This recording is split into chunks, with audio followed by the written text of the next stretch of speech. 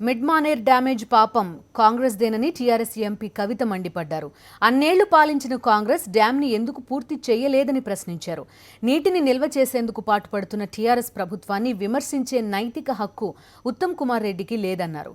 రాజకీయాలకు మాత్రమే తెలంగాణ గుర్తొస్తుందా, వరదల సమయంలో గుర్తుండదా అంటూ కేంద్ర మంత్రి వెంకయ్యకు చురకలంటించారు కవిత.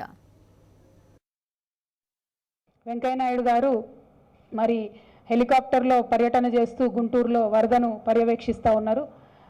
అప్పుడే అనిపించింది నాకు, మరి విమోచన రాజకీయం అంటేనేమో తెలంగాణ గుర్తొస్తుంది, వరద సహాయం అంటేనేమో వెంకయ్యనాయుడు గారికి ఆంధ్ర గుర్తొస్తుంది. కనీసం వరద కోసమన్నా ఇక్కడ ఒకసారి పర్యవేక్షణ చేస్తుంటే బాగుండేదేమో. ఎందుకంటే కేవలం వారు ఆ ప్రాంతానికి సంబంధించిన వారని కాదు, కానీ ఇవాళ ప్రభుత్వంలో ఒక బాధ్యతాయుతమైనటువంటి మంత్రివర్గంలో ఉన్నారు. నిన్న మొన్నటి దాకానేమో తెలంగాణలో విమోచన అనగానే ఇక్కడికి వచ్చిండ్రు, ఇవాళ వరద అనగానే ఆ పక్కకు పోయినరు. మరి వరద సహాయం ఆంధ్రాకి ఏ స్థాయిలో జరుగుతుందో తెలంగాణకు కూడా అదే స్థాయిలో జరుగుతుందని, జరగాలని చెప్పి నేను ఆశిస్తూ ఉన్నాను. మీరిచ్చుకున్న కాంట్రాక్టర్లే, మీ పార్టీ వాళ్ళే ఒక పక్క కట్టను సరిగా కట్టలేకపోయినారు. మేము కొత్తగా ఇచ్చినటువంటి కాంట్రాక్టర్ 306 అడుగుల ఎత్తు కడితే మీరిచ్చిన కాంట్రాక్టర్ 304 అడుగుల ఎత్తు కట్టింది.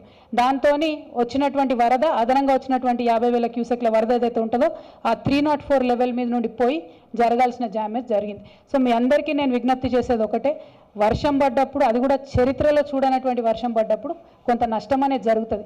ఈ సందర్భంలో పార్టీలకు అతీతంగా అందరం కూడా కలిసి ప్రజలకు ధైర్యాన్ని ఇవ్వాల్సినటువంటి పరిస్థితి పోయి ఇప్పుడు కూడా పార్టీలు రాజకీయాలను చేస్తే మరి మేము మీ చరిత్ర తవ్వితే మిడ్ మానేర్ కన్నా లోతు ఉంటుంది, ఆ వరద కన్నా భయంకరంగా మీ అవినీతి వరద ఉంటుంది. కాబట్టి ఆ జోలికి వెళ్ళకూడదని ఉత్తమ్ కుమార్ రెడ్డి గారిని మనస్ఫూర్తిగా నేను కోరుకుంటూ